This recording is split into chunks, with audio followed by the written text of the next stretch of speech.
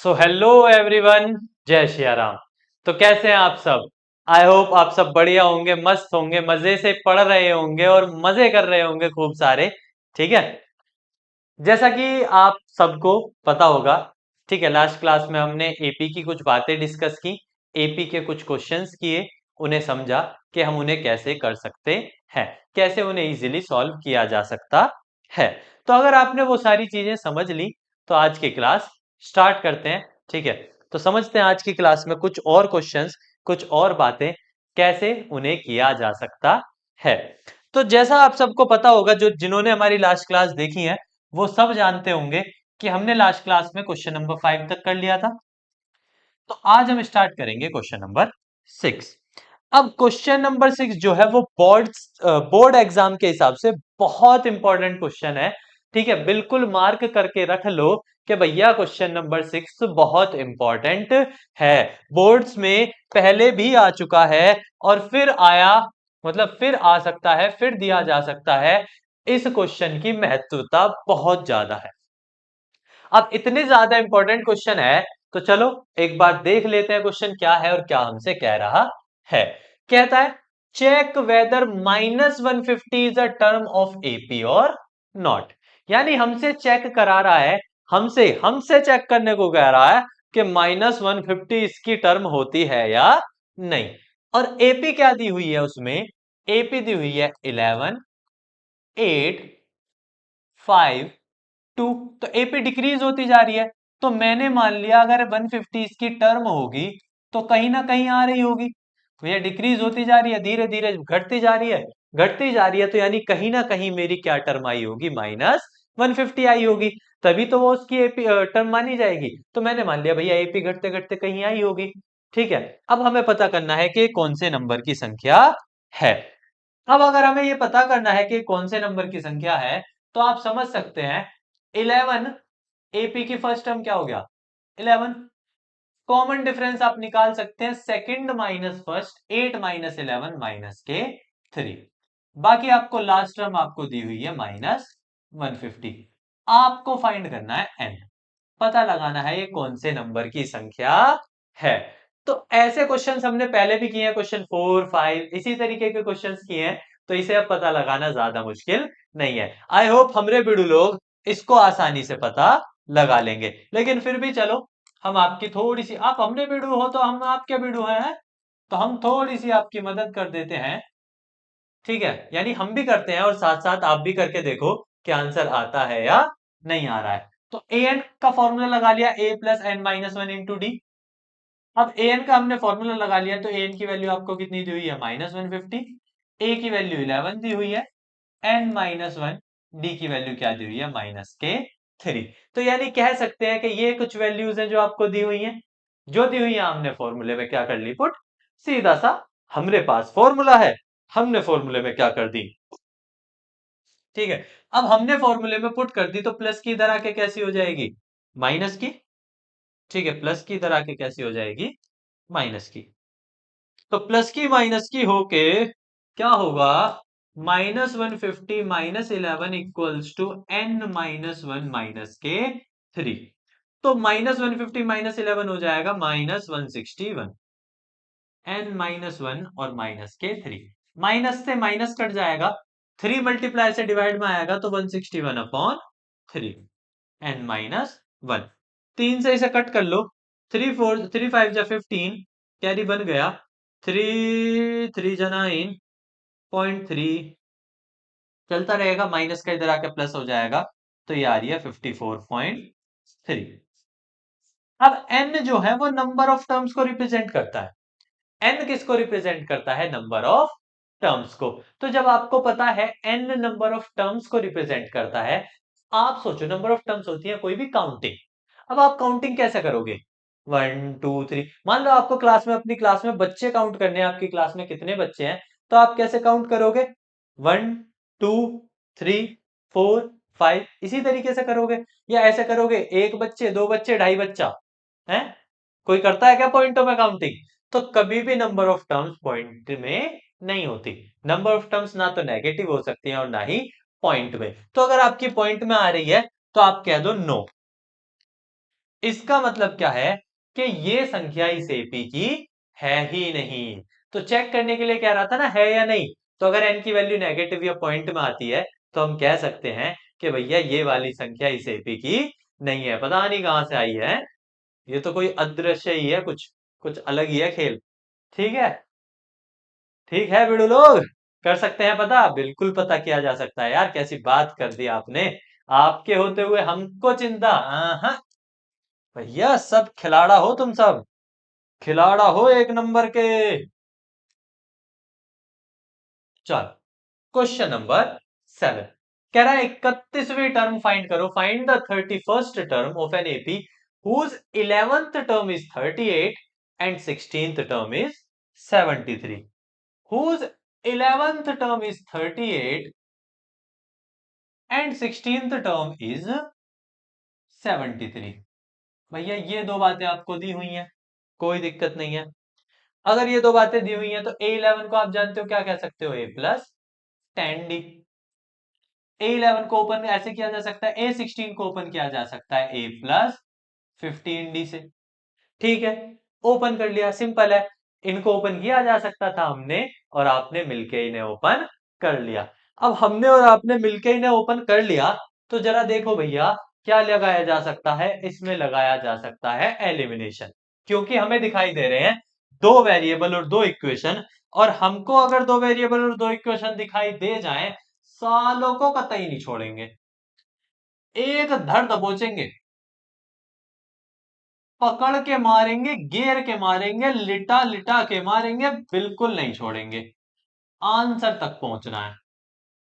चलो, कट गया, एलिमिनेशन लगाओ। 15 माइनस 10 5 हो गया। चलो जी, हाँ समझ आया। 73 माइनस 38 करके देख लेना। ठीक है, तो ये आना चाहिए, क्या आना चाहिए, 35। आप अपना करके देख लेना, 35 आना चाहिए। 5 से 35 को कितनी बार काटा जा सकता है, 7 बार। इसे कहीं ना कहीं पुट कर लो भैया, कहीं तो रख ही सके। इक्वेशन नंबर फर्स्ट में डी की वैल्यू 7 है ना, और डी की वैल्यू 7 है, कहीं भी रख लो, इसे मान लो इक्वेशन नंबर फर्स्ट। तो अगर आप यहाँ डी की वैल्यू पुट करते हैं तो क्या मिलेगा, a plus 10 × 7 equals to 38, plus के उधर जाके माइनस के हो जाएंगे तो ये हो जाएगा 38 माइनस 70। ठीक है, a की वैल्यू 38 में से 70 माइनस होंगे, ठीक है, तो ये बचेंगी 32, वो भी कैसे, माइनस के। अगर ये 38 माइनस होंगे तो a की वैल्यू क्या बचेगी, माइनस के 32।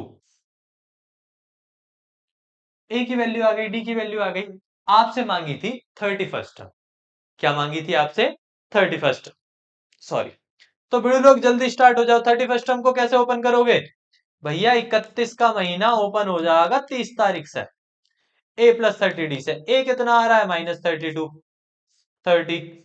d कितना आ रहा है, 7, तो -32 प्लस 210। तो हम कह सकते हैं कि भैया वैल्यू जो आ रही है वो आ रही है 2 है, 2 कहां से आ जाएगी, 1। ठीक है, वैल्यू घटा लो 22, तो 20 घट जाएंगे 80 और 2 घट जाएंगे 78, तो 178 आंसर आना चाहिए। क्या आंसर आना चाहिए, 178। तो सिंपल क्वेश्चन दे रखा था आपको, दो वैल्यू दे रखी थी, दोनों में एलिमिनेशन लगा लिया, एलिमिनेशन लगा के आपको ए और डी मिल गया। और अगर आपको ए और डी मिल गए तो सीधा आपको जो भी पूछा है उस टर्म को लगा लो। जैसे 31 पूछी है तो a प्लस 30d ओपन कर लो, ओपन करके आंसर आ जाएगा। यही तो सिंपल चीजें पूछी है आपसे, कह रहा है। अब अगर इसमें इतनी चीजें कह रहा है, अगर आपको क्वेश्चन 7 समझ आया है, तो चलिए आगे बढ़ते हैं क्वेश्चन नंबर 8। क्वेश्चन नंबर 8 की तरफ चलते हैं, समझते हैं क्वेश्चन नंबर 8 में क्या दिया हुआ है। देखो, क्योंकि आपको मैं बता दूं इस एक्सरसाइज में क्वेश्चंस बहुत है, क्वेश्चंस बहुत है, तो थोड़ा सा उसे स्पीड से करना पड़ेगा, मतलब इतना करना पड़ेगा, इस तरीके से करना पड़ेगा कि वो ज्यादा आपको टाइम ना लगे और चीजें समझ भी आ जाए।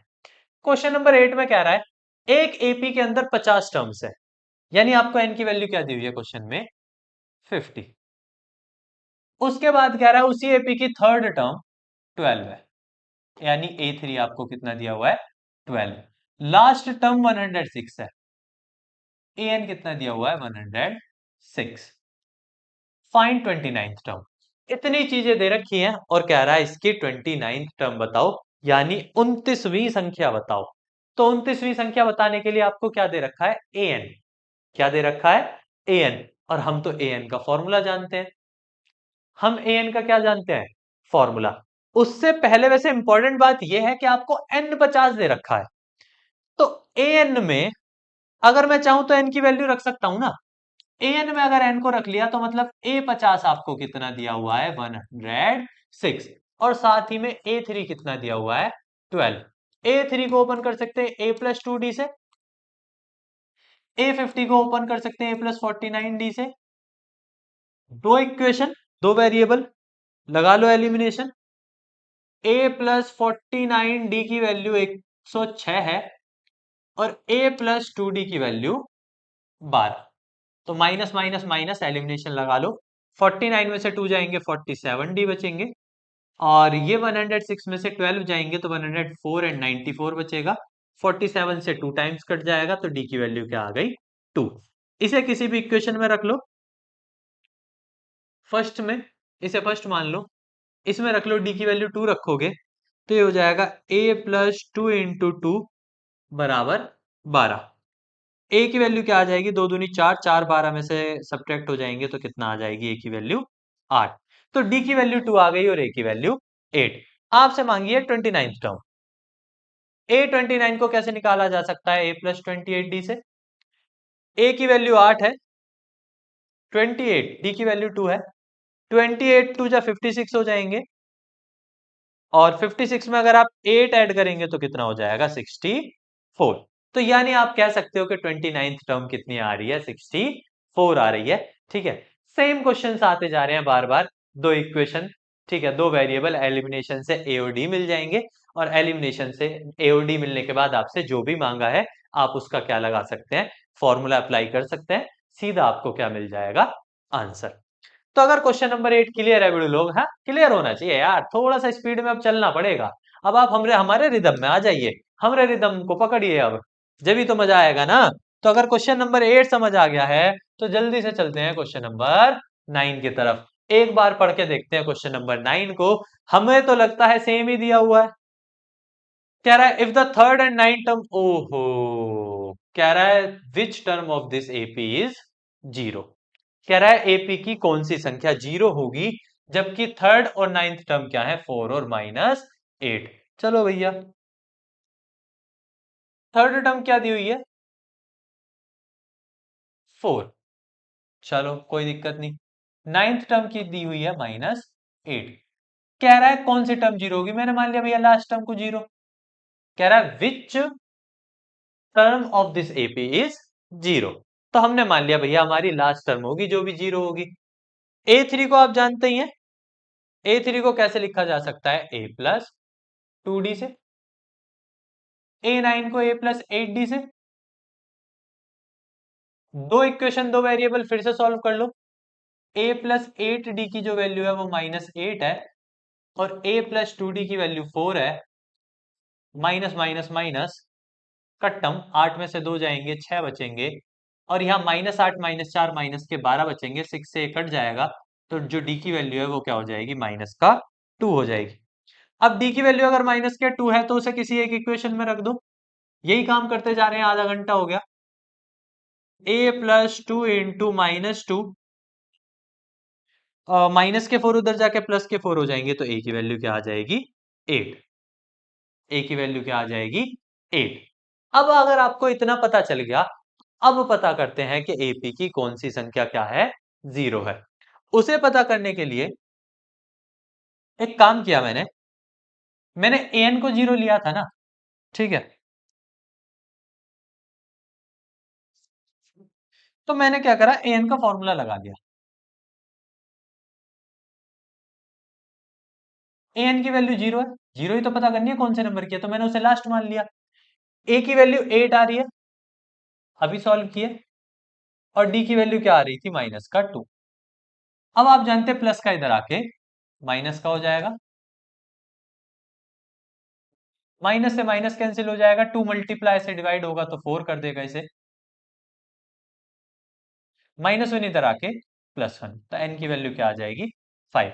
तो आप बता सकते हो कि ये एपी की 5th टर्म होगी। ये एपी की कौन सी टर्म होगी? 5th टर्म, जो क्या बनेगी 0। तो 0 बनने वाली है कौन सी टर्म होगी? 5th। पता लगाया जा सकता है, इजी है, इतना ज्यादा मुश्किल काम नहीं है कि आपको वो बिल्कुल पता ना चले। तो इजी है, इजीली किया जा सकता है, ऐसी कोई बड़ी चीज नहीं है। नहीं है तो जल्दी से आगे चलते हैं। आगे चलते हैं किस पे? क्वेश्चन नंबर 10 पर।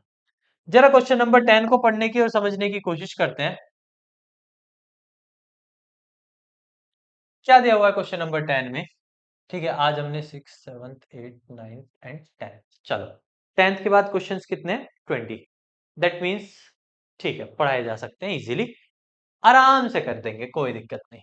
कह रहा है 10th में 17th टर्म एक्सीड करती है 10th टर्म से 7 बाई 7। तो मतलब क्या है? हमने क्या करा कि भैया हमने 17वीं संख्या ली। क्वेश्चन में कह रहा है 17th टर्म जो है,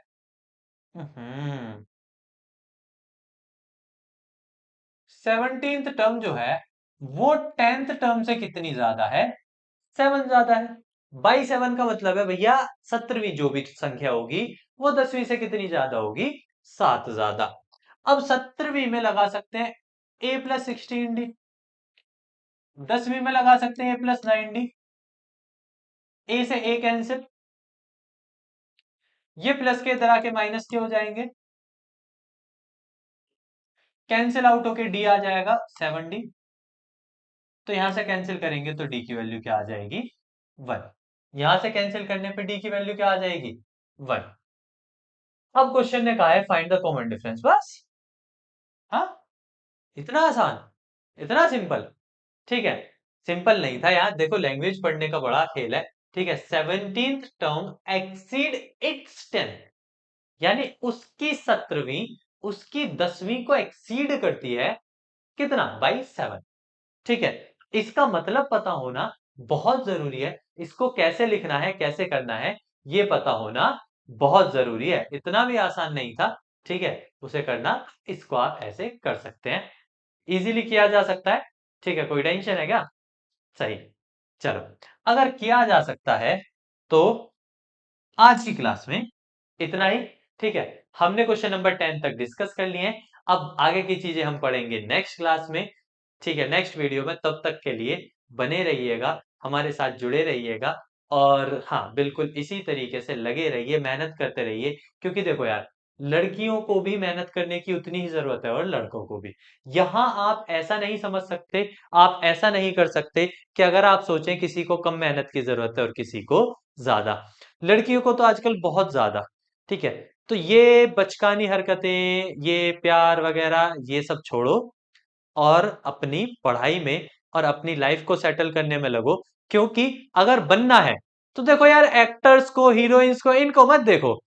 ये इंस्टाग्राम इन्फ्लुएंसर्स हो गए, ये कुछ नहीं है। अगर बनना है तो किरण शेखावत जैसा बनो, वो इंडियन नेवी ऑफिसर, वो लड़की जो शहीद हुई, उसके जैसा बन के दिखाओ। अगर बनना है तो उसके जैसा नाम करो जिसका पुतला उसके गांव में लगा हुआ है। ठीक है, ऐसा नाम करके जाओ कि आने वाली पीढ़ियां भी ये देखें कि ये लड़की थी इंडियन के लिए, मतलब इंडिया के लिए, भारत के लिए प्राउड, गर्व करके दिखाओ। ऐसा काम करो जो देखे ना दुनिया, तो देख के कहे यार हाँ, बनना है तो कुछ ऐसा। ये नहीं इंस्टाग्राम इंस्टाग्राम इन सब में कुछ नहीं रखा। अपनी लाइफ पे फोकस करो, खुद पे फोकस करो। ठीक है, खुद को बनाओ और इतना बनाओ कि दुनिया नाम ले। जैसे आज उसका नाम हम सबको पता है, वैसे ही कल हमारा नाम पूरी दुनिया को पता हो। कुछ ऐसा करके जाओ, कुछ ऐसा बन के जाओ। ठीक है, हमारी दुआएं आपके साथ हैं। हम सिर्फ कोशिश कर सकते हैं, आपके साथ मेहनत कर सकते हैं। बनना, करना आप ही को है। ठीक है, तो मेरे लिए, मेरे हिसाब से सिर्फ इतना ही है कि आप मेहनत इतनी करो कि पूरी दुनिया जब देखे तो सल्यूट करे, कहे, सल्यूट करके कहे। वो नहीं कहे कि यार एक वो है, एक वो है, नहीं। सल्यूट करे और सल्यूट के साथ गर्व से कहे हमारी बेटी हो तो ऐसी हो। ठीक है, ऐसे नाम करके दिखाओ। और ये सिर्फ लड़कियों के लिए ही नहीं है, लड़कों में भी बहुत एक से एक बड़े नाम है जिन्होंने हमारे लिए शहीदी दी है, ठीक है, जो हमारे लिए, हमारे भारत देश के लिए, हम सब के लिए कुर्बान हुए हैं। तो कुछ करना है तो कुछ ऐसा बड़ा करके दिखाओ, ठीक है, जो कुर्बानी भी याद रखी जाए। तो आज के लिए इतना ही, बाकी पढ़ते रहें और अपने आप को इम्प्रूव करते रहें, अपने आप पे मेहनत करते रहें। जय